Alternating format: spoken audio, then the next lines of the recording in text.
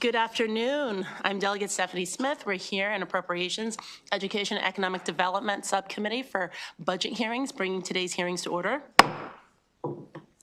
Okay, we'll begin with the University of Maryland, Baltimore, and we'll first hear from our budget analyst, Sarah Baker. Okay, thank you, Madam Chair. I am going to start with Exhibit 1 on page 4, which is a fall enrollment over the last 5 years. Enrollment reached its highest level in 21 and has since declined 8.9%, mainly due to 20% decline in enrollment in the master's program. And this is attributed to enrollment in the medical cannabis program stabilizing and a decline in the master's social work program due to an increase in the number of accredited programs and a transition in leadership. The decline in professional practice programs since 22 is due to a continuing decline in the PharmD program, reflecting a national trend in which there is an increased demand for pharmacists, and there's also an increase in programs at competing institutions.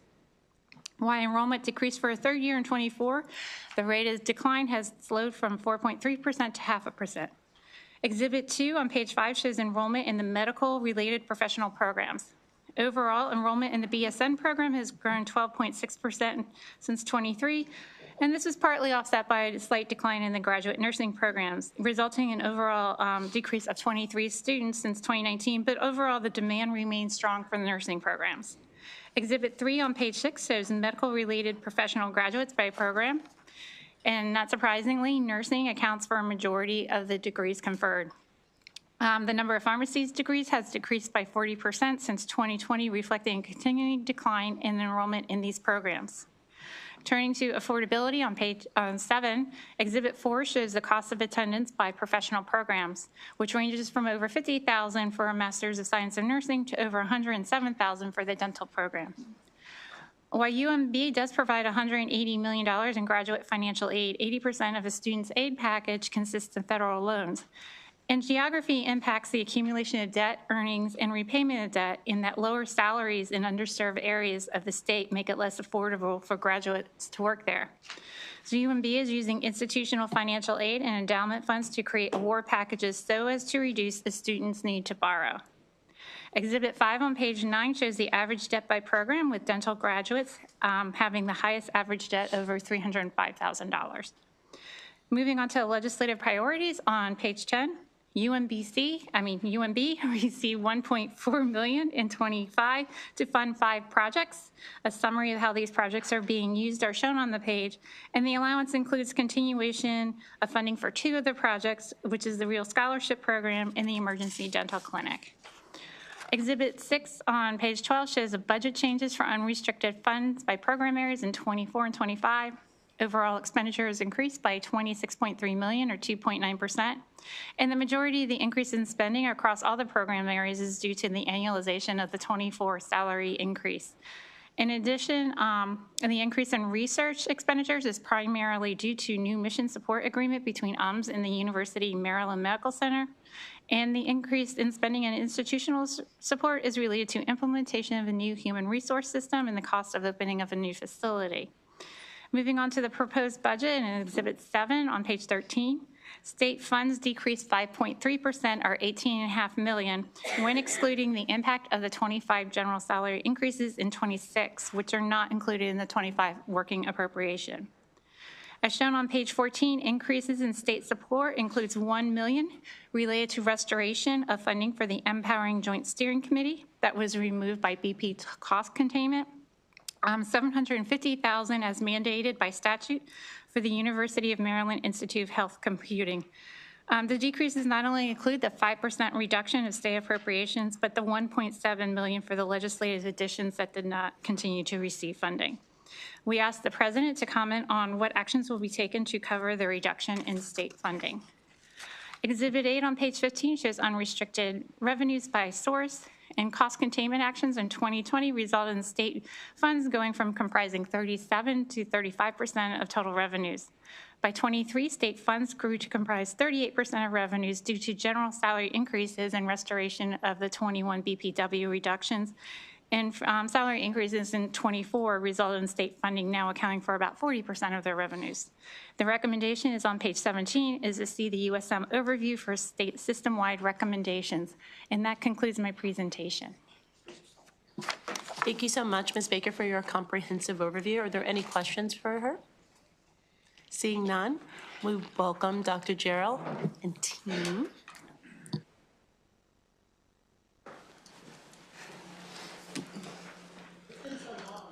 Yes, it has.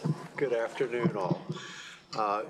For the record, my name is Bruce Gerald, and I serve as president of the University of Maryland, Baltimore. I'm joined here by my colleague, Dr. Dawn Rhodes, who is the CFO for the University of Maryland, Baltimore. Delegate Smith, I thank you and Vice Chair Harris and the committee for your support of UMB now and certainly in the future. And I thank Sarah Baker for your delightful analysis. And I certainly want to express from the very beginning my great gratitude to the governor and the Maryland General Assembly for their tremendous support of this university. As a reminder, UMB is the state's graduate and professional studies university, healthcare, law, social work, and PhD graduates. We train the next generation of doctors, lawyers, et cetera. We discover the next cures. We develop new companies, and we're an anchor institution for Baltimore. And because of you, your support, UMB has a national reputation for excellence. All of our schools are highly ranked. 75% of our graduates come from Maryland, and many stay in Maryland. We'd like it to be a higher number even. We know there are shortages of providers all across the state. And thanks to your support, Sarah just mentioned the Eastern Shore track of collaboration with University of Maryland Eastern Shore to have medical students get part of their training on the Eastern Shore. There are 6 students enrolled now, and the plan is for that to go to 40 students when fully enrolled. We're very proud of that program. Our physician assistant program just increased from 40 to 60 per year, and we have a fairly well-developed training program for practicing PAs in the state to learn how to become faculty members to teach the learners how to become good PAs. And this includes programs for the Eastern Shore and for Western Maryland. In Eastern Maryland, we have a full partnership with the University of Maryland Medical System and Shore Health. And once their facility is built, we expect to have health profession students there working and learning together. And we are jointly fundraising with the medical system to provide scholarships and other support for those students. And lastly, on students, we're very committed to Shady Grove. And 2 UMB programs, nursing and social work, are the highest enrollment programs at Shady Grove. And we also now have a fully staffed dental clinic there with 24 chairs, and our dental students there learn and provide care to the citizens there. Clinical programs I think you know about. Shock trauma program is certainly a jewel in the crown of UMB. And the other jewel is the Greenebaum Comprehensive Cancer Center. This is a National Cancer Center designated center, and in the past you have generously supported this center through the Cigarette Restitution Funds, the CRF. Although this year the funding from CRF was zeroed out. We have an upcoming competitive renewal for that grant, and we're very concerned that the loss of the CRF will place this crown jewel in jeopardy. Moving on to research, we're highly funded. We have $638 million in grants and contract. And when you combine that with our strategic partners at College Park, you're looking at over $1.3 billion in research expenditures in FY24. We have to compete for these dollars, but yet it ranks us 18th overall of all universities in the U.S. and 11th among public institutions. I think that's a pretty neat accomplishment. I also want to thank you for your continued support of Empower. Empower is the strategic partnership between UMB and College Park. We're in our 10th year now, and you have been tremendously generous to us, and we have a lot to show for that. We've gained our research funding, we've enriched student experiences, we have collaboration that extend broadly across the 2 campuses. We now have 27 Empower professors whose job it is to bridge between the 2 universities. And 2 years ago, with your support, Empower funded another program which the this committee supported the University of Maryland Institute for Health Computing in Montgomery County. This is a national center to combine AI and apply it to healthcare. It's a College Park, UMB, and University of Maryland Medical System collaboration. We also collaborate with other universities, and UMBC is a major collaborator. It was a very heavy lift to get this up and running, but we now have a terrific start with 93 people involved in the program, 10 industrial partnerships, one spin-out company. The NIH and the FDA both have individuals now actually seated in our facility. And for us academics, there's 150 papers that have been published from this already and 45 new grant submissions. So it's off to a very good start, and we want to keep it going. And you made a difference in allowing that to happen. The other thing about research is that we are very entrepreneurial, and we have $1.6 billion in total revenue, but 2/3 of that money comes from entrepreneurial activities. Among those activities is our biopark. It's been a tremendous success, and we just several weeks ago opened a brand new building, an 8-story building for MLK, it's called. It's to support the Maryland life sciences sector. And at 4MLK, Empower started another new program, a joint College Park UMB bioengineering program. We will have physicians and engineers in the same building in Baltimore making a difference in terms of health care. We also happily got a $10 million gift from the Ed St. John Foundation to help this program operate. And lastly, we are an anchor institution for our community. I feel very strongly about that. In the handout, you see quite a few programs that are community programs. Many of those programs are programs that you have specifically funded, and I thank you for them. They make a difference. I just want to mention one new initiative that's not in the handout, and that is called the Village at Mondawmin. This is at the old Target at Mondawmin Mall, and it's a new community health center to provide access to health care for a very underserved community. And it's led by our School of Medicine, and it includes students from all schools and other universities, and hopefully will be a partner with a federally qualified health center. So with that, I'd like to move on to Ms. Baker's request on what actions will be taken. You have a written response, so I'll provide several brief updates. UMB will reduce full-time and part-time positions affecting faculty, regular staff, and contingent contractual staff. About 2/3 of our savings will come from eliminating vacant positions, with the remainder of about 29 positions that are currently filled. Obviously, this potentially has a negative effect on our student experience. It certainly can have a negative effect on our recruitment and retention of our UMB's world-class faculty. To have high-end research, you have to have high-end faculty. I will do my best to not let that happen, however. We will also have to reduce our facility renewal funds. UMB has been strongly committed to facility renewal. We know we have a backlog of $840 million of things that need to be fixed or updated. We've in the past had a yearly commitment of 2% of our income going toward facility renewal. This will mean dropping it to 1%. And many of our buildings are old, many over 25 years. And obviously, poorly maintained facilities don't do so well in retracting high-end faculty. Lastly, we will plan to reduce facility service contracts, maintenance, and other reductions in services and supplies. Our mission is to improve the human condition and serve the public good of Maryland, a mission that demands the highest quality educational, research, and clinical programs, and I will do all within my power to protect that mission in spite of the reductions which we will receive. Thank you. Questions?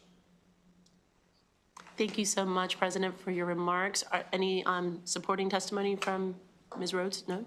You're just here to answer questions? Okay. Exactly. She's the expert. Okay. Are there any questions from anyone else? Yeah, go ahead. Thank you, Madam Chair. Appreciate it, Mr. President, on your remarks. So you talked about the CRF piece being zeroed out. What does that affect for you all? So the cigarette restitution for us is about $12.7 million per year. But it goes into creating clinical programs that result in clinical research and all of the requirements that the National Cancer Institute requires to be a designated center. Now, you might think that's not such a big deal, but actually it's a huge deal, because if we lose that designation, it means we won't have access to this cutting-edge technology, new trials, which means that the people in Maryland won't be able to get their clinical treatments, many of which are not available on the market, but only available in research institutions. That won't be available to Maryland. So losing that money, which is a major reason why we get funded, the reviewers look at that and say, that's tremendous support, although I will tell you it's less than neighboring states. It's still tremendous support. That weakens our reapplication for this designation. Appreciate it. Thank you so much. Thank you. Madam Chair, may I add something? I think what's important to know is that in addition to the cuts that we receive in state appropriations, universities have strategic priorities that we have to fund. So in addition to the cut that we're going to have for state appropriation, the individual units will have to absorb cuts when it comes to new systems that we are funding over multi-year. So when you look at the number from the state appropriation, that's not the number that we're actually dealing with on the campus. It is higher. Thank you for those clarifying remarks. That's really important. And I think it's worth mentioning that on one hand, it's a very important public health triumph that fewer people are smoking. It's obviously impacting the cigarette restitution funds. But I think we are going to be examining, could there be different fund sources for this important work like cancer research that impacts every Marylander and quite frankly, every American. And many people come from even outside Maryland to seek, treatment here. So it's something we're proud of, and we're proud of your collective leadership in supporting those efforts. Any additional questions? Seeing none, thank you so much for your time. That concludes the budget hearing from University of Maryland, Baltimore. Next up, Maryland Thoroughbred Racetrack Operating Authority, and we'll begin with Budget Analyst Patrick Frame. The first page of the MTROA budget analysis begins with a program description. What this authority does is two things. It's going to oversee horse racing in Maryland beginning on January 1st, 2025, and also it's responsible for the renovation of Pimlico and upgrading the facilities, the horse racing facilities. The new plan that they have that was adopted in legislation last year is something called Pimlico Plus, in which the plan is to upgrade Pimlico and to also purchase and construct a training facility that can support Pimlico. If you look on the first page, you see that there's about almost $10 million more in 2025 than in 2026. That $10 million is a one-time one-time grant for the Maryland Jockey Club, and it's pass-through money that was part of the legislation from 2024, which I'll mention later. On page 2 is the standard pie chart that shows how the agency is spending its money. About a quarter of it is in salaries and wages for the staff. About another 70% is contractual services. Those are things like marketing contracts and pre-construction contracts and things like that. And there's a small amount of other charges that are in the budget. On page 3 is the annual budget change. Of course, what dominates this is the one-time $10 million grant. The other costs are pretty steady from year to year. On page 4 is the personnel data, and what that shows is of the 6 positions that are authorized, 3 of them are vacant right now, and that is really not a surprise. They mentioned last year that they are a new agency and they're ramping up, and so they weren't going to start hiring people until they needed them, so this was always going to be a slower hiring process than say a mature agency was going to be. And there are 3 key observations that I want to mention. The first one begins on page 5. It has to do with the legislation from last year. Basically, that refocused what the plan was for horse racing in Maryland, and the bullets there show the financial impacts of this legislation. I'll just highlight a few of them. The large key one is the total debt that could be issued was increased from $375 million to $400 million. Also, Laurel Park was taken out, and that new training facility that I mentioned was put into the plan. Another key thing is that there was about $17 million, what was debt service was going to be limited to under the old plan. That limit is abolished now, so they can pay more than $17 million in debt service. And finally, the $10 million for the Maryland Jockey Club that was a pass through. The department should be, or the agency should be able to comment on how that money is going to be spent, that $10 million in 2025. To help you understand what that money means and how much it is, I have on page 6, there's exhibit number 3, and what that shows is basically the total resources available that through the Racing and Community Development Financing Fund. That's the fund in which the money goes into that this authority can use for its mission.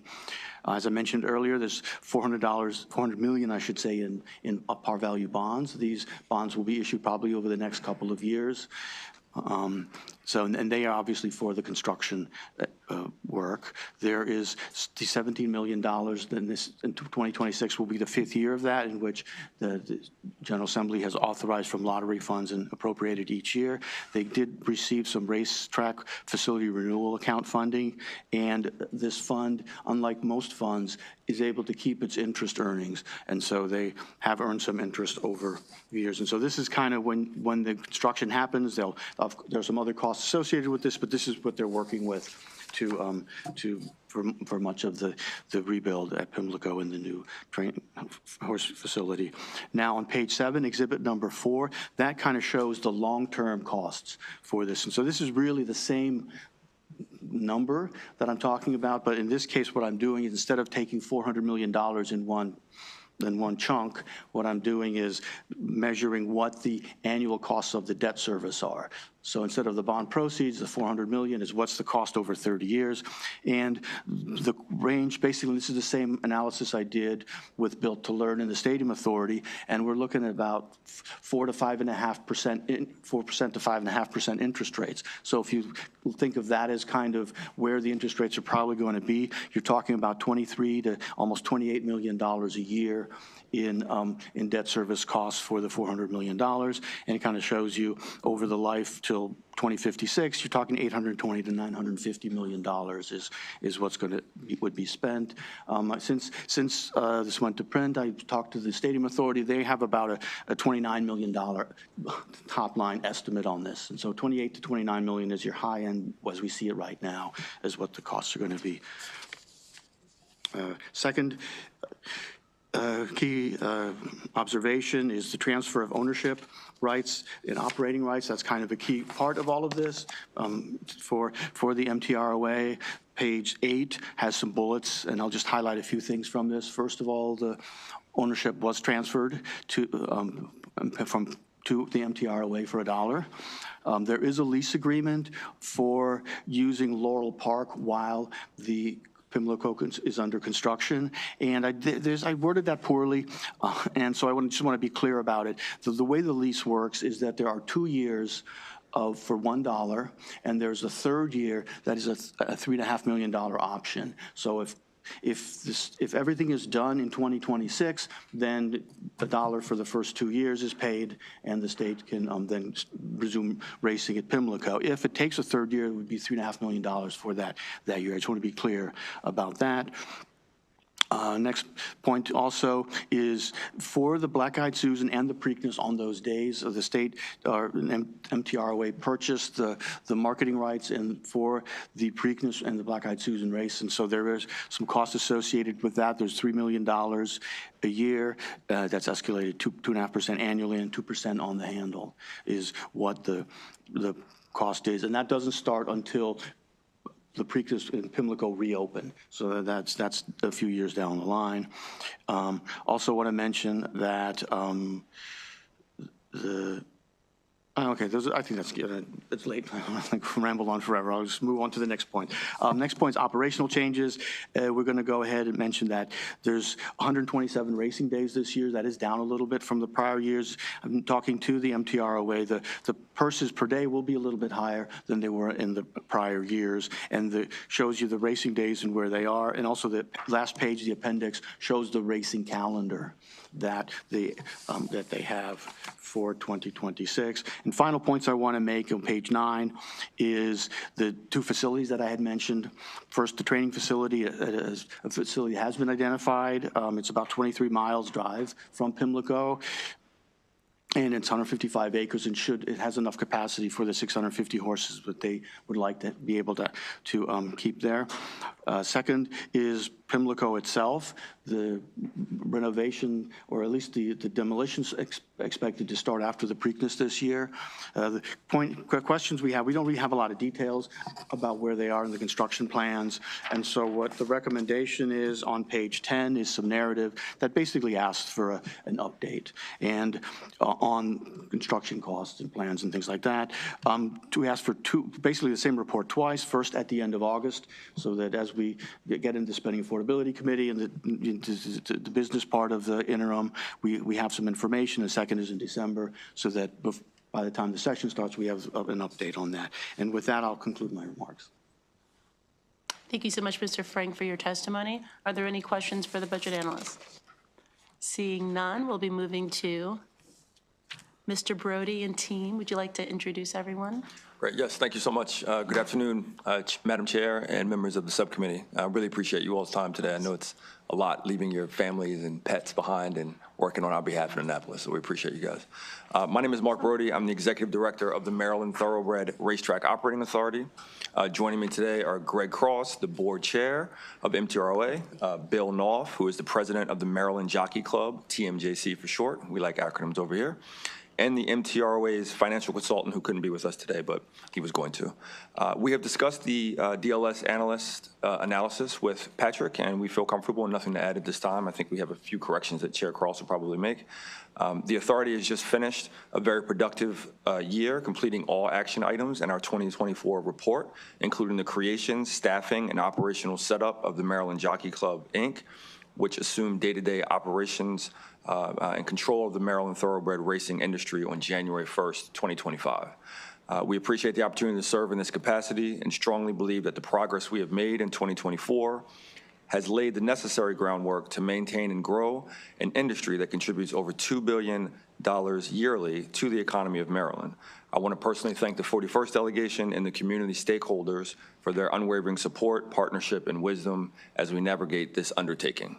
Thank you very much, and with that, we'll take any questions. And I have copies of a report that I didn't want to read the whole thing, but I have copies for you. Perfect. We'll make sure to disseminate that to the full subcommittee. Yep. I just want to say thank you for all of your collective work. Obviously, this has been an ongoing issue of great importance, to the MGA. That's why our presiding officers came together to, create the package that we were able to get across the finish line last year. But I do have a few questions because we also have some new members of the subcommittee that weren't even here last year when some of these things happened and maybe haven't experienced, this. So first of all, MTROA, have we come up with a clever way to pronounce that? Do we have, is that still being workshopped? That's as good as we can do, unfortunately. Okay. If you have any ideas, we'll take them. MTROA, Mount Roa, it's difficult.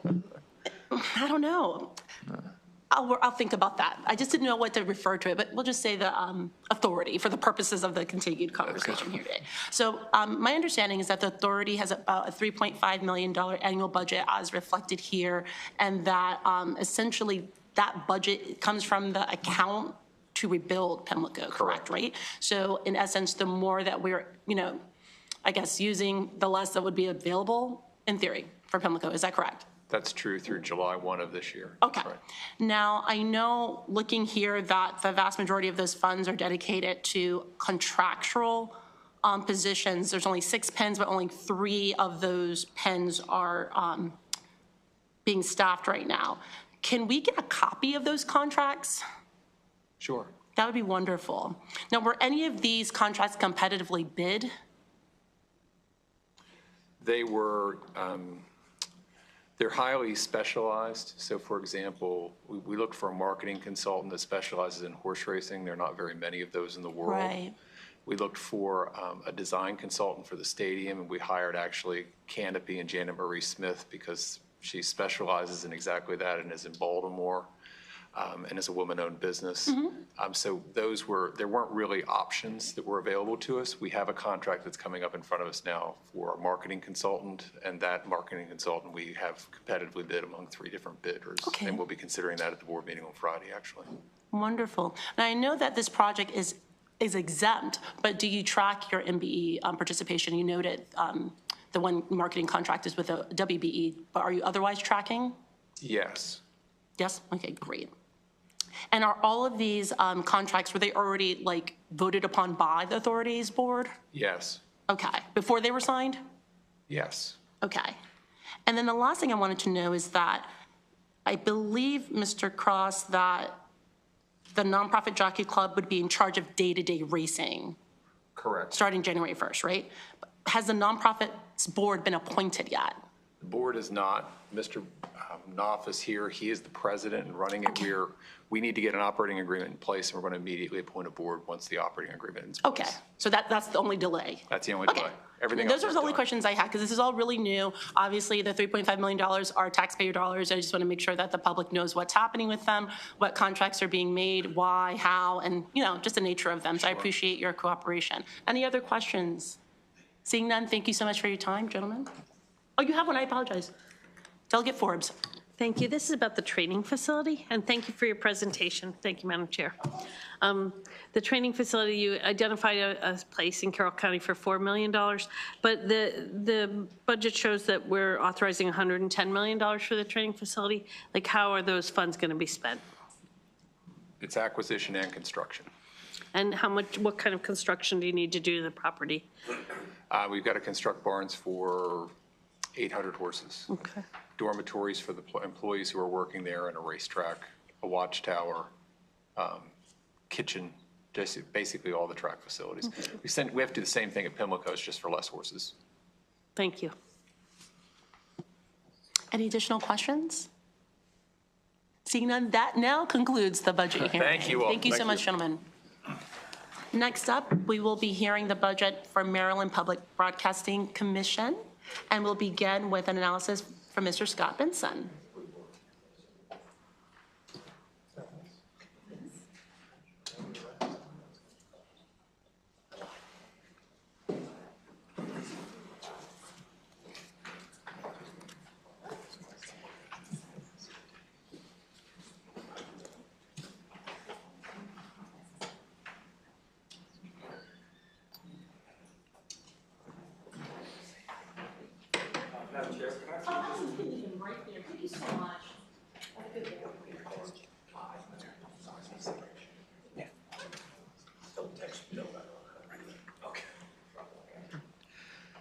Good afternoon, Madam Chair.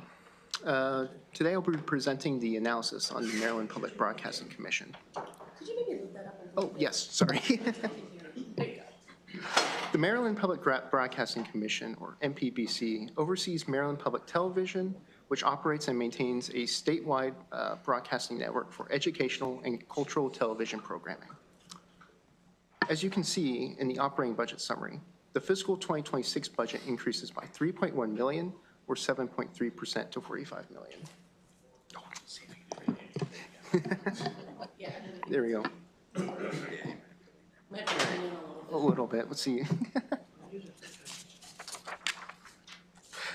As you can see in Exhibit 1 on page 3, which shows the overview of agency spending, the largest portion goes to personnel at $2.7 million, or 48% of the overall allowance.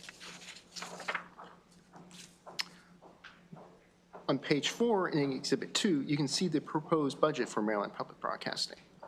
The largest increase for personnel is associated with salary increases and related fringe benefits. That includes the fiscal 2025 cost of living adjustment. In other changes, the largest increase is due to advertisement, due to the need to advertise in new marketplaces. That increases by about $1.9 million. Regarding the Budget Reconciliation Financing Act of 2025, there is a provision that would repeal the statutory requirement that the governor fund MPBC at the level of the current year appropriation increased by the general fund growth.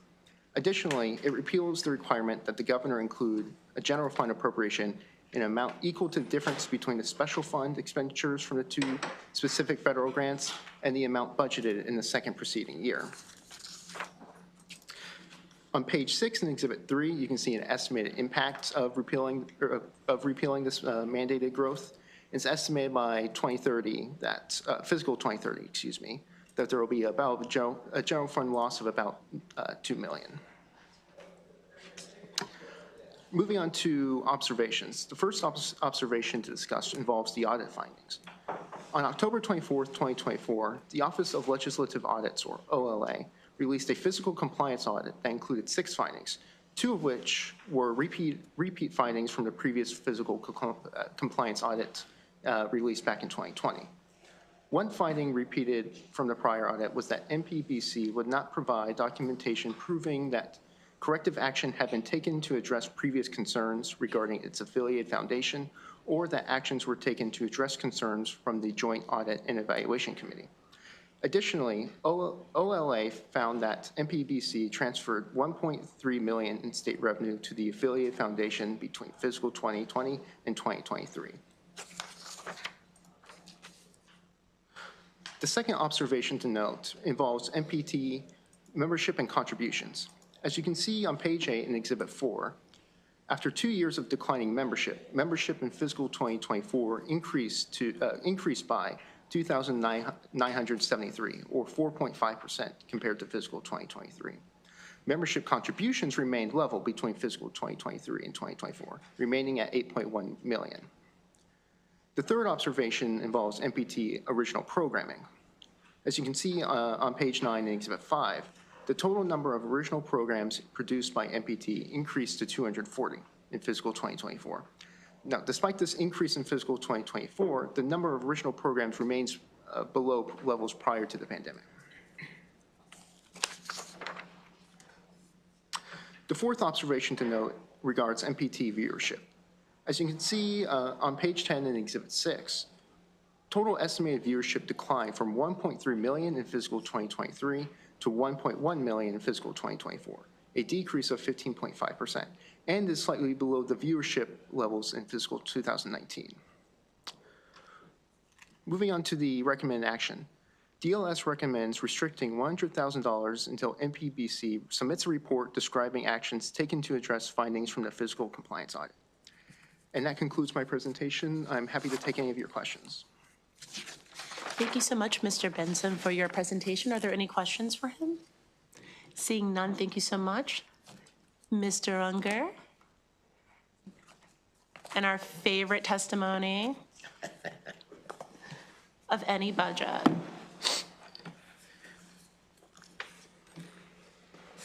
Well, good afternoon, and thank you for this time to speak about Maryland Public Television. Joining me today is Stephen Shupak, our Chief Operating Officer, Patricia Fitzhugh, our Chief Financial Officer, and Laura Yurtsberg, our General Counsel. I think that this is my 27th legislative session that I have attended on behalf of MPT. During that time, the legislature has always been supportive of MPT and its mission, and for that, I thank you all. Clearly, my biggest issue for this session is that the FY26 BRFA contains language that would repeal a law that was enacted by the Senate unanimously and overwhelmingly in the House in 2017. Its purpose was to protect MPT from the vagaries of political administrations when it comes to federal and state funding. It provided protection from political whims back in 2017 and has protected MPT ever since. Those threats are certainly no less today than they were in 2017. The BRFA would remove that safety rail and leave Maryland's public TV network exposed to the very real possibility of the end of federal funding. I would urge you in the strongest terms possible to oppose the repeal of this law enacted not that many years ago in order to retain a robust public TV network for all of our citizens. We also have an audit issue this year. We have submitted a more thorough response in our written testimony, but to sum up, we commit to reviewing and changing our procedures as discussed in the audit and completing those tasks on or about June 30th, 2025. Now, as usual, I have a video that captures better than I can what this network delivers to our community.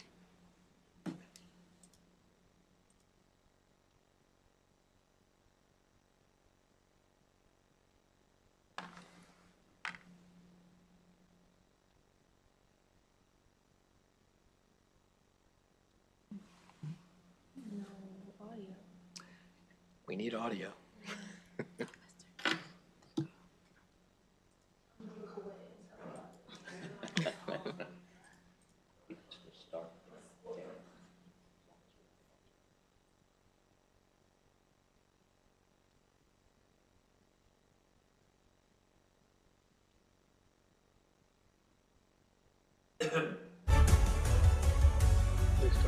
You'll tell me if I mess up, right? Yeah. You know, there's just so much connection. Somehow it leads back to CIAA.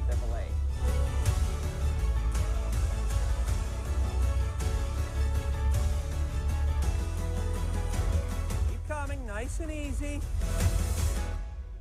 Like that? That was awesome.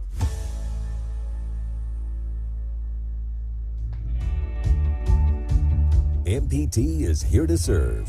Anywhere, anytime. With stunning broadcast and mobile-ready content. 2024 marked a record-breaking year for MPT, with 15 Emmy Awards and 42 nominations, the most in its history. MPT is here to serve, with special reports and breaking news. We begin our program at the Baltimore waterfront. In-depth coverage of public affairs and local politics in an election year and every year. The stakes of this election could not be any higher. I think Maryland Public Television is a really important resource for everyday Maryland citizens and me as a policymaker. I know that Maryland Public Television helps us to be informed. MPT brings a different kind of news programming. It's more in-depth, and it's much more valuable, I find. If you're interested in the background and the in-depth stories, MPT does it for you. It's a great asset to the community. I'm so glad we have it. MPT inspires viewers to get outside.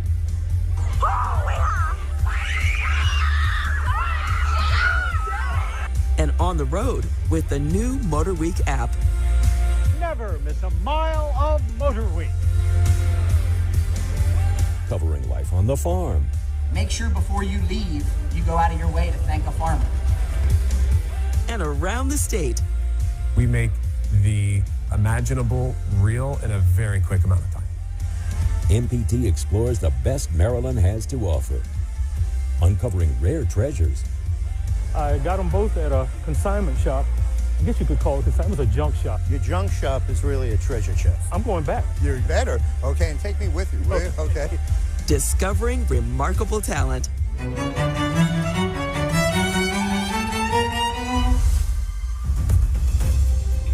From five-star programs. Hi, everybody, and welcome in. I'm Jim Hunter. It is a big sports day here on Maryland Public Television. To five-star events. The beloved PBS program Antiques Roadshow made a grand comeback to Baltimore as part of its nationwide tour. Here we are sitting in the last city, 5 cities total, and we haven't been here for quite a while. So this is actually our third time in Baltimore. The last time was 2007. We're going to see Baltimore front and center in the 3 episodes. It's going to be an exciting show. Today we'll expect to see about 3,000 people. We'll see people from all over the country, not just the D.C., Baltimore area. MPT is here to serve with programming initiatives such as HBCU Week. This year marks our 5th season, celebrating the historic accomplishments and contemporary relevance of historically black colleges and universities. We pay homage to the contributions of the area's HBCUs, and now, thanks to the support of the Corporation for Public Broadcasting, we're expanding HBCU Week to PBS stations nationwide. MPT's Center for Maryland History Films combines the best of both local and national programming. Maryland has such great stories, and we want to get those stories out, and we want to get them out beyond Maryland, and that's exactly what we've been doing. The Center for Maryland History Films allows us to do more and to get them out to a much wider audience. The best example, of course, is the Harriet Tubman and Frederick Douglass films. They did spectacularly, and they played all over the country. Our next film, which should premiere in the fall of 2025, is Thurgood Marshall. And let's face it, it's hard to find a story better. Our first guest tonight is the man who argued and won a case before the Supreme Court of the United States. He's the Chief Counsel of the National Association for the Advancement of Colored People, Thurgood Marshall. And we're looking even beyond that, the Maryland State House. It has such a fantastic history. I have to thank the Maryland legislature. Without their support, none of this really would have been possible. Now celebrating its 20th anniversary, Chesapeake Bay Week has played a vital role in educating and engaging the public in the preservation of this critically important estuary. Back around 2004, I thought this remarkable natural resource of our state deserved a week of special attention each year. The Chesapeake Bay really has something for everybody. It's a really big piece of what we use to connect with the community. MPT is here to serve with the Maryland State Ad Agency, communicating critically important messages and public service announcements for state agencies. Do something meaningful now. Explore your talent and discover your power through service.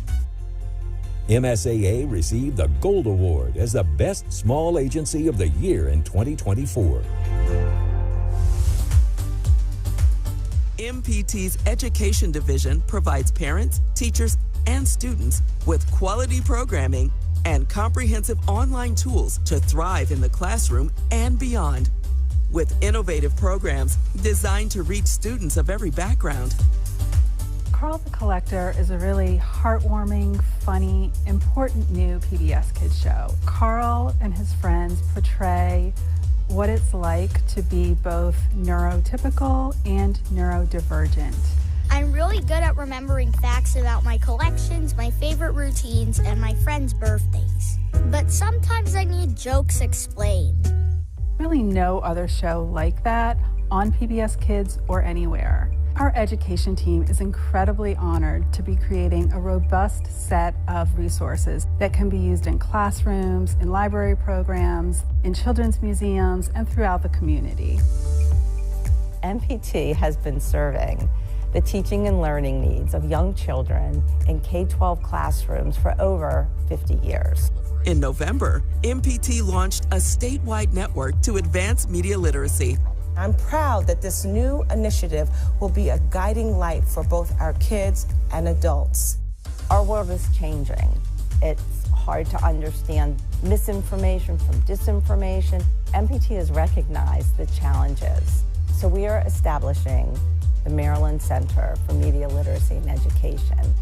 And we're going to galvanize the community, bring thought partners together for their expertise so that we can really get media literacy skills and knowledge into the hands of all citizens, because media literacy affects us all. Informative, entertaining, inspiring.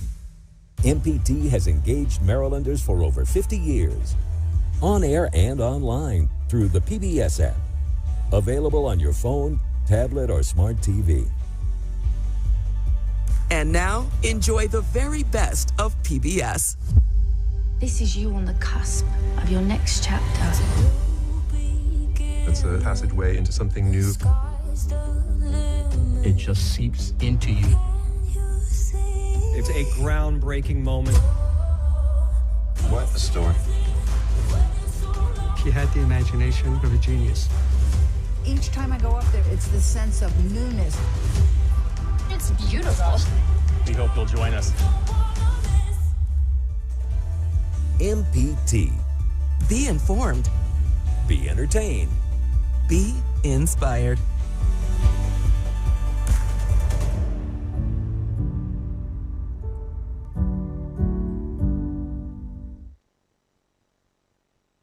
Well, I can't help but watch that and not feel proud of being a part of MPT. With your permission, I'd like to have you view just one additional video. I thought you'd really like to be aware of our newest initiative. We mentioned it a little bit in that one. We have created the Center for Media Literacy and Education, and we believe that there's a tremendous need at this time. Let's just take a look at a very short video.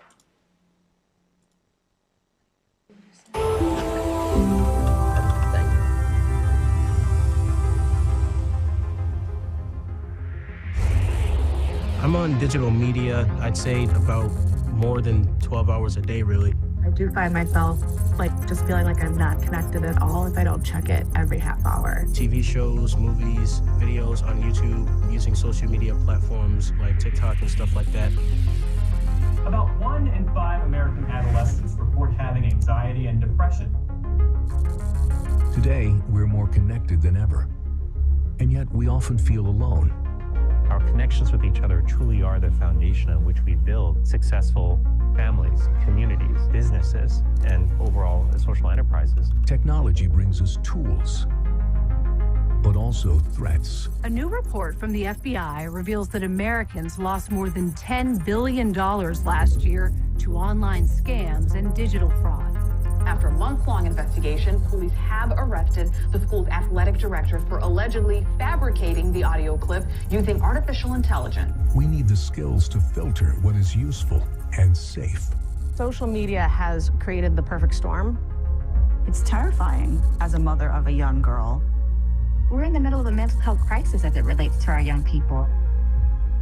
The latest front in the battle against fake news, the classroom. At Maryland Public Television, we are committing the educational resources, expertise, and leadership to become the trusted partner for success in advancing media literacy. We are building on 50 years of experience. Join us now as we take bold action for all Marylanders. MPT has long been a trusted educational partner and convener, which is why we are spearheading this effort. With your support, the Center is building a statewide network to advance media literacy, a hub for the well-being of all Marylanders. Media literacy is a critical issue affecting the citizens of our country, and the need for action is urgent. The role of technology and media in our everyday life is only going to grow. I think it's important more than ever for kids to understand and for us to educate them to get there. This is something we can do in every community. I think that public media has a really important role to play and a really important track record. It's not too late, but we are in the crisis. We've got work to do. We've got work to do. Join us as we take bold action to shape the future for all Marylanders.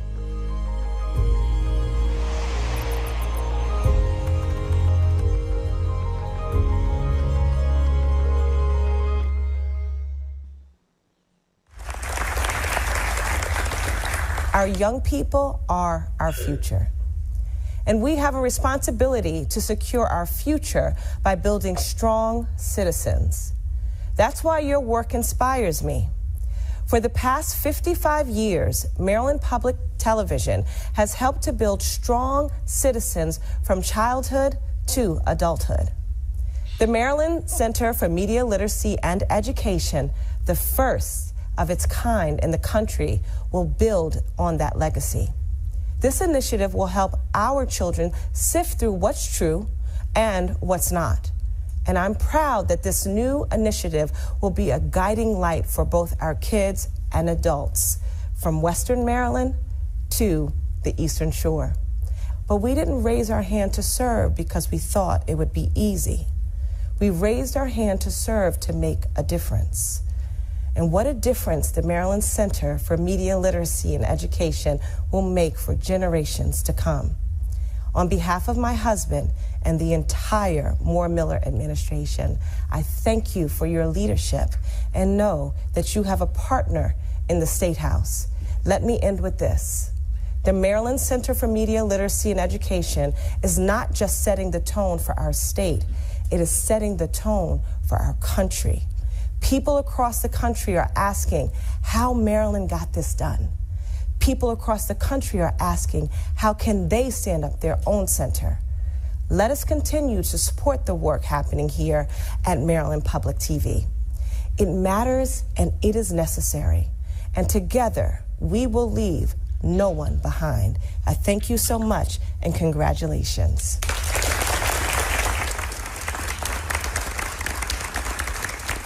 I really hope you'll agree with the direction we're taking on this initiative. We have raised over $2.5 million from donors just to get this off the ground. I hope that at some point in the future, the state will see this as important enough to support. I again thank you for all this time today and your support, and we'd be happy to respond to any questions. Well, I mean, you have been here for 27 sessions. I think we could grant you some indulgence here. So thank you for your long-time leadership of Maryland Public Television. And once again, always enjoy the visuals. Are there any questions or feedback from anyone else? Yes, Delegate Grace. 2 questions. I'll start with the media literacy. On the surface, it sounds like a pretty good idea. And I know that, you know, some of the social media platforms tried doing that unsuccessfully. They were, you know, censoring not, you know, things based on facts. They were censoring things based on ideology. How will this be different than that? We are not fact-checking for the public here. This is to give young people, young families, adults, and seniors the tools they need to understand it themselves.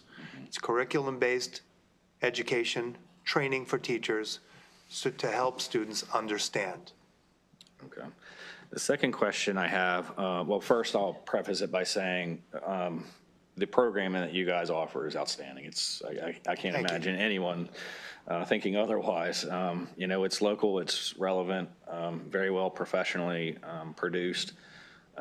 Outstanding. The question I have is, I remember I was, you know, growing up in the 1980s. I'm dating myself, but that was back when we had like 4 channels with the, you know, and one of the 4 channels we always had was public television. And we spent a lot of time watching public television back in the 1980s. But now we have so many other sources of information, not just television. But now we have 200 stations. We have this, you know, we have so many other options that are out there. What is the trend in viewership, you know, with public television? And then I guess my second question is, do all 50 states have public television? I'm going to answer your last question first. There are actually about 150 public television stations throughout the country. Only 20 are what we call state licensees. And Maryland is actually, I believe, the 6th largest station in the country. And we feel good about that with what we do. Your other question is an excellent question. That's why I'm going to let Stephen answer it. Viewership on traditional over-the-air viewing has been declining for 15 years or more, and public television has seen some of that erosion as well. Not as fast as the commercial networks because we have such loyalty. First important note is that we are free and over the air. This is very important to low-income families throughout the state that don't have money for subscription services and cable television. And in fact, many homes have 2nd, 3rd, or 4th televisions that aren't hooked up, and they get us with an antenna on their roof or rabbit ears.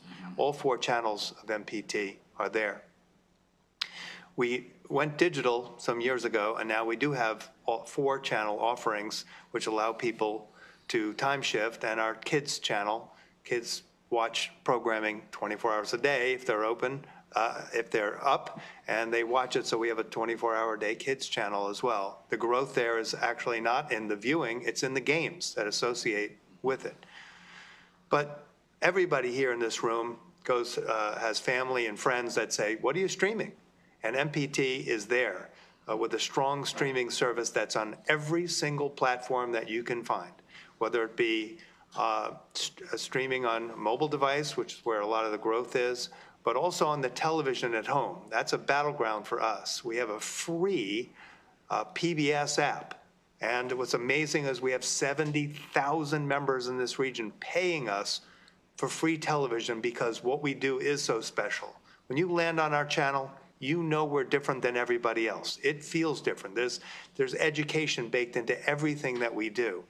So that free programming and the free platform is essential to our growth.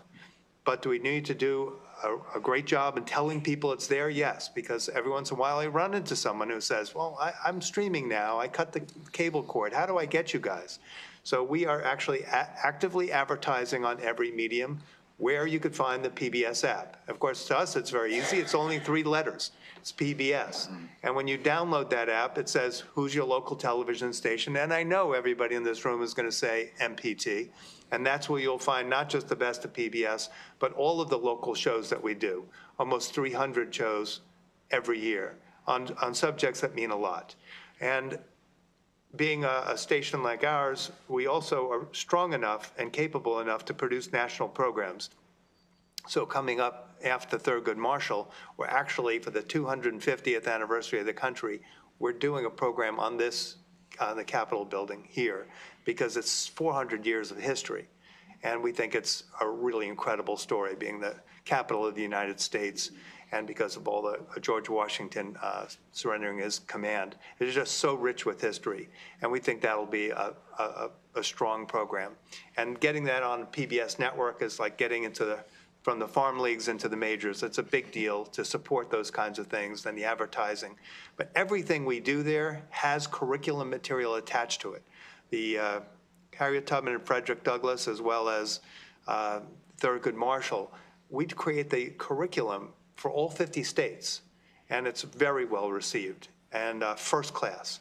I know that's probably more than you want to hear, but we're on every platform, whether it's Smart TV, Apple TV, Roku, you could find the PBS app there. Thank you for an insightful question. Delegate Forbes. Madam Chair, and following up on his question, when I record things and then watch it later, do you capture that I'm viewing it there? Absolutely. Do I get captured in those numbers? That's Nielsen. Okay. Yeah. I just wanted to make sure you were getting credit because And actually, we know exactly what you're doing. Yes, I've watched PBS my entire life, and I have a 6-year-old, so he's watching PBS Kids and learning from that. And when I was seeing the video about how young people are impacted just by the constant onslaught of technology, because my 6-year-old loves Friday, because that's when he gets to see his tablet again. Right. It's like Thursday. Is it Friday? No. He wants every day to be Friday. But I think it's obviously impacting, our young people, not just what information they're able to process, but the fact that sometimes it's making it difficult for interpersonal skills to flourish. So I think it's important, the work that is being launched here, and looking forward to learning more about how the MGA can be supportive, to this work. Again, just thank you for your leadership here, and your passion is palpable, I think. Delegate Grice's little question just spawned a lot, but it's nice to know that as stewards of the public interest, and, you're giving your very best, and it's yielding the high quality, programming that we have access to, and we're very proud as a state of Maryland to have. So thank you so much. If there are no other questions, that'll conclude the budget hearing for MPT. Thank you all. Thank you. We will next hear from the Maryland African American Museum Corporation, and we'll begin with Natalie Andrade's budget overview.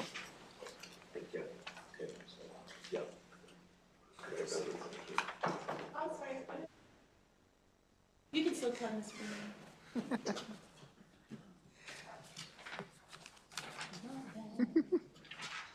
All right, let's see if I can get this right. All right. Good afternoon, Madam Chair. I will be presenting the analysis for the Maryland African American Museum Corporation. The Maryland African American Museum Corporation, or MAAMC, was created back in 1998 to plan, develop, and manage the Reginald F. Lewis Museum of Maryland African American History and Culture in Baltimore City. The corporation is a public instrumentality and an independent unit of the executive branch. As you can see in the operating budget summary, the fiscal 2026 budget increases by only $300 to $6.32 million. On page 2 in Exhibit 1, you can see agency spending by category, with the majority of the spending being reserved for personnel, 53% or $2.8 million. On page 3 in Exhibit 2, you can see the expenditures and revenues. Now, it's important to note that state support for MAAMC is budgeted as a general fund grant, and the governor's fiscal 2026 allowance for the corporation is level funded at $2.7 million. The largest increase is estimated to be in technical and special fees, increasing by 9.8%. While Total expenses is expected to increase by $129,000 between fiscal 2025 and fiscal 2026, or increase by 2%.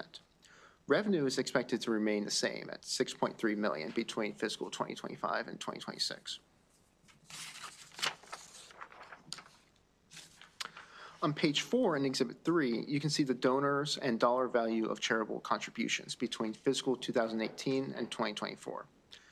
The total value of contributions decreased by $23,498 from fiscal 2023 to 2024 to $1.01 million. Moving to key observations. The first observation to note is regarding in-person and virtual attendance. On page 5 in Exhibit 4, you can see the total in-person and virtual attendance between fiscal 2016 and 2024. Now, the total in-person and virtual attendance to the museum increased by 12.4% from 20,614 visitors in fiscal 2023 to 23,178 visitors in fiscal 2024. On page 6 in Exhibit 5, you can see the total number of volunteers and docents from fiscal 2018 through January 2025. Now, MAAMC has reported having 10 docents in fiscal 2024 and 90 volunteers, with that number remaining consistent in fiscal 2025 through January 2025. And that brings us to the recommended action, and DLS concurs with the governor's allowance. And that concludes my presentation. I'm happy to answer any questions. Thank you, Mr. Benson, for your analysis. Are there any questions for him? All right, seeing none, welcome back, Ms. Freeman. Great to see you. Thank you. Thank you, Delegate Smith and Vice Chair Harris. I am here with my Director of Finance, Christy Applegate. It's our pleasure to be here with you, and again, thank you for the time. I also want to thank Mr. Benson for taking the time to learn about the museum. He came and visited, we toured, and it was a good visit, I believe. I'm not going to rehash my written report.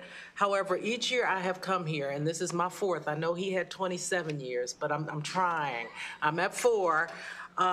Each year I've come to testify. I've assured you of progress that is being made at the Reginald F. Lewis Museum. I would say fiscal year 24 ended with a bang, with a huge celebration of Juneteenth with nearly 1,000 people in attendance. And fiscal year 25 started with expanded exposure. We have increased our staff at the senior levels, and we have been doing a great job of really getting the name of the museum out there and getting our programs advertised. That exposure has been leading to an increase in our visitorship. The first 6 months of the year saw visitorship up by nearly 70%. Our recent MLK Day, which was just this past January and is free to the public, saw guests of nearly 700 people. We're on track to meet our membership goal for the year and currently have about 600 members, up from 441 last year. Our programming and exhibits are top-notch. I would put them up against any museum's exhibits. And in fact, this year we are celebrating our 20th anniversary. We are excited about the programming that we have that will begin this week. With Symphony in the City, a partnership with the BSO that will occur this Thursday evening, and with an exhibit that we have created that is dedicated to our namesake. Titan, the legacy of Reginald F. Lewis, will open on Saturday of this week with a community day that is free to the public. And in the afternoon, we will have a conversation between titans of industry with Jeff Johnson and Taurus Richardson. Later in the month, we will have a conversation with the titans of education, a film screening of Dr. William Harvey from Hampton University, and we will have Dr. Wilson from Morgan State University as a part of that conversation as well. And then in March, we will have Titans of Industry with Francis Tony Draper, who will be at the museum. we will celebrate a HBCU Day in commemoration of the 10th anniversary of the Baltimore uprising in the month of April. We invite all of you to come and visit the museum and enjoy what the museum has to offer.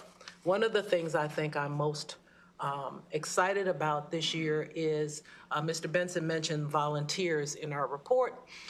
We have really been able to leverage professional volunteers.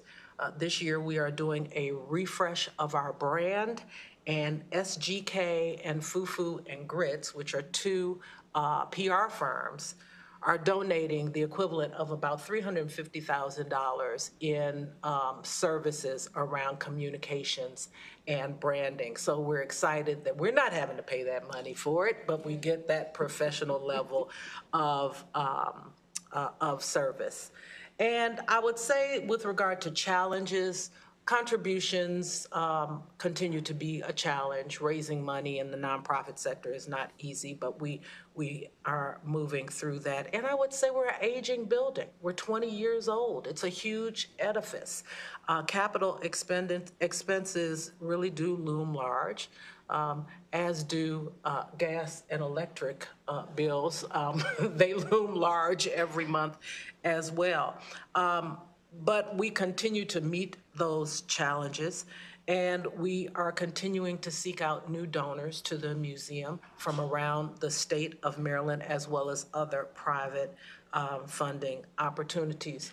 I would also like to mention that we did complete in October, and we opened the first new installation in our permanent exhibition in 20 years called Lynching in Maryland. It was a federal appropriation that we received, and that exhibit opened in recognition of the 38 known lynching victims in the state of Maryland. So it is a statewide exhibit, and those 38 individuals were pardoned by former Governor Hogan. So we are also looking toward 2025 December to open a new children's zone that will be a dedicated space for young children. It will open kind of in December, but really in January, so it will be open on MLK Day 2025. 26, thank you. And finally, we are intending to increase the number of docents that we have, but what we are doing is we are training our docents. We aren't just letting people come in and just start talking about what they see. And so we are putting them through some formal training so that they can actually tell the story accurately. Have anything to add? Thank you so much for your testimony. I mean, you're just a mere pup of 4 years at this game, but we have a lot of other experience you're bringing to the table. And I do want to lift up that your namesake, Reginald Lewis, is a proud son of East Baltimore. We're going to hear from our West Baltimore friends shortly, so I had to give a shout out to East Baltimore and Reginald Lewis. Are there any questions for Ms. Freeman? Well, thank you so much for the hard work that you're doing. And it's always a reminder that the Reginald Lewis is the state's Museum of African American History. Thank you. Thank you so much. Thank you. That concludes the budget hearing for Maryland African American Museum Corporation. Next up, West North Avenue Development Authority. First, we'll hear from Elizabeth Weibel. I have a couple of annual reports that I'll just leave.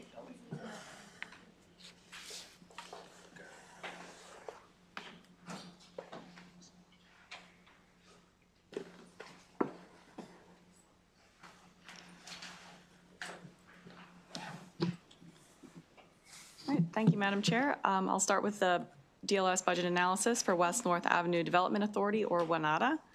This was established in 2021 to develop a comprehensive neighborhood revitalization plan for a portion of West North Avenue in Baltimore City, and it first received funding as a state agency in fiscal 2024.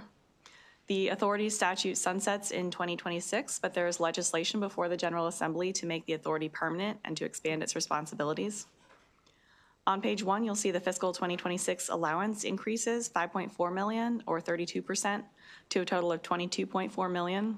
This is primarily due to a $5 million increase in funding for grants, and all of this is in general funds.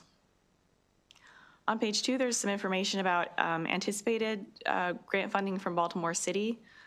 These were grants that in some cases had grant agreements in place, but funds were not provided.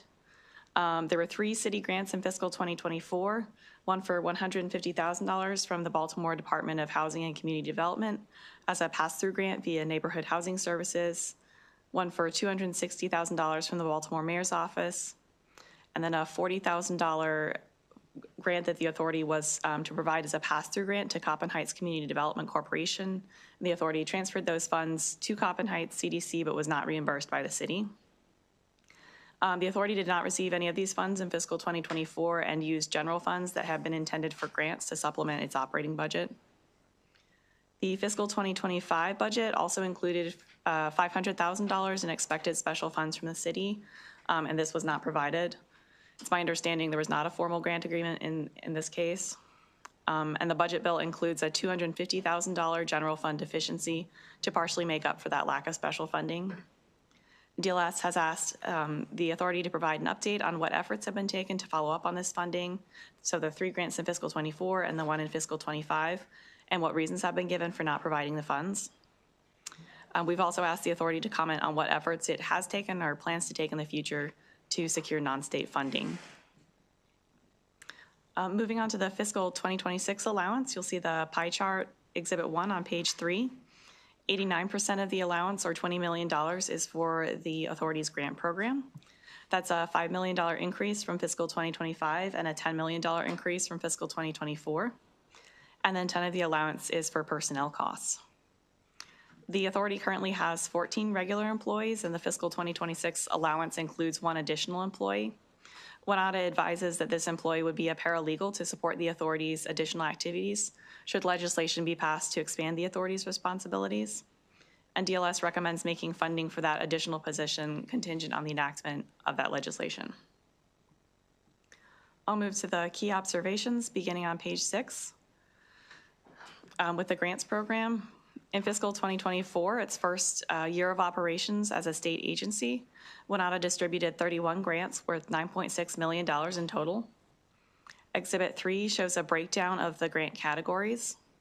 About 48% of funding went to commercial and retail projects, 28% went to single-family home rehabilitation, and 10% to multifamily housing. And there's a full list of grantees in the appendix. The Joint Chairman's report in both 2023 and 24 requested that the authority develop a grants manual to provide transparency in how funds are being awarded, and WNATA has submitted that grants manual just a few weeks ago.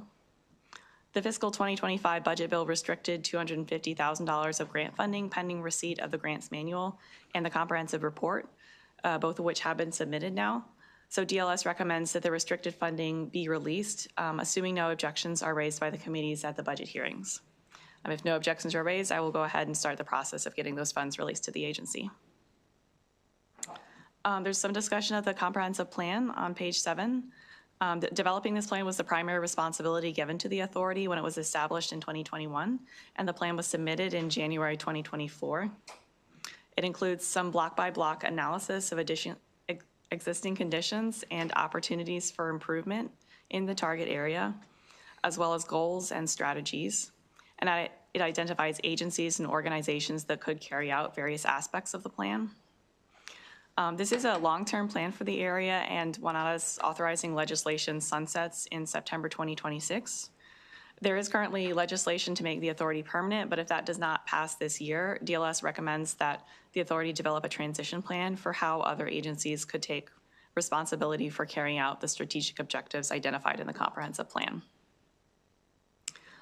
To conclude, the authority has experienced rapid growth and a rapid increase in state funding. The comprehensive plan is very ambitious, it's very thorough, and the agency has had a lot of success in distributing grant awards. However, DLS recommends reducing the allowance for grants by $5 million to a total of $15 million, which is level with fiscal 25 funding. This is largely given the state's budget situation, where there's a higher bar for us to recommend funding increases in general. But this is also a very new agency that doesn't yet have much of a track record to evaluate the effectiveness of the grant-making strategy that makes up almost 90% of its budget. WNATA has been very successful at getting funds out the door, and this is reflected in its MFR metrics showing grant distribution. But there is a lot more in the comprehensive plan than grant-making. So if grant making is a short-term output, then we would want to see if that is moving the needle on the broader outcomes that the comprehensive plan is looking for. So is this grant strategy slowing or reversing depopulation? Is it reducing home and business vacancies, increasing home ownership, and encouraging businesses to move into the area or expand? We would recommend seeing whether the current strategy is beginning to have that kind of effect before committing additional funds. And you'll see text of those recommendations on page 9. And I can answer any questions that you have. Thank you so much, Elizabeth, for your presentation. Are there any questions for her? All right, hearing none, you are the man with a plan. Thank you, Madam Aren't you one of the top 25 people to watch for the Baltimore Sun? Yeah, that came out this Sunday. Congratulations. Thanks, thank you. I had a feeling you was going to mention that. That's But first something of worth all, mentioning. for the record, Chad Williams, Executive Director of the West North Avenue Development Authority, Madam Chairwoman, Vice Chair, and other members. I think there are 2 members since last year, right? Yeah, maybe some new ones. Okay. So first of all, since I'm always the last person at these hearings, I like to usually keep it concise and short. I will not regurgitate my written testimony, but I will just respond to about 7 of DLS's analysis. So for the first one, on Wednesday, January 29th, we did receive a check from the city for $260,000. So we're still working with the city on the $40,000, and we'll be having discussions with the city on how we have a recurring support, whether that's a contribution or in kind that will be satisfied to the committees, our budget oversight committees. The second one is that WNODA is definitely looking to secure non-state funds. Unfortunately, our current legislative authority only allows us to receive state and city funds. And so your support of SB 4 or HB 258 would be helpful for us going into that direction. We definitely accept the recommendations from DLS about holding back the funds for the paralegal. That just makes common sense if the bill doesn't pass. Obviously, we accept the recommendations of DLS on responsibilities of carrying out the strategies of our objective plan. And then also, we definitely would love for the $250,000 to be released if there are no objections. As far as reducing our general funds for grants for non-government entities by $5 million, one thing I will point out as I listed in my written report is that we received 103 eligible applicants last year for a total of $108 million in an area that's only 2.6 miles area. This shows a concerted interest in revitalizing an area which has 56% of the residential and commercial vacancies in Baltimore City. You think about the loss of property, income, and sales tax. That's just not for Baltimore City, that's the state. That's approximately 15,000 units. You combine that with about an average of 2.5 households, that's about 46,000 people who are not living in affordable housing. Then they're not contributing to the state. And so I just want us to think about that and how we go about our budget challenges on how we invest in that.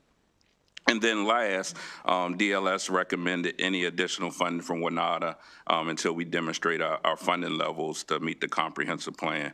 What I will say is that we produced a Governor WNODA goals and objectives matrix. You can look at that and go to that hyperlink. It identifies our strategies and objectives from our comprehensive plan, which is very thorough, along being safer, affordable, and competitive in the state of Maryland.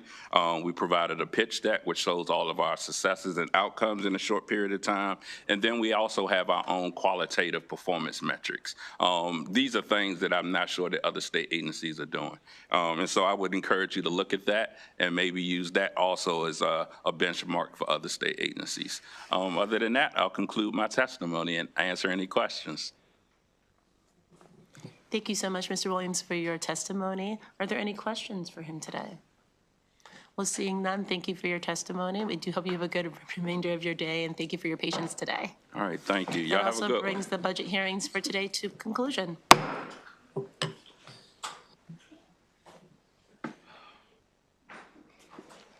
Straighten up their chairs for them.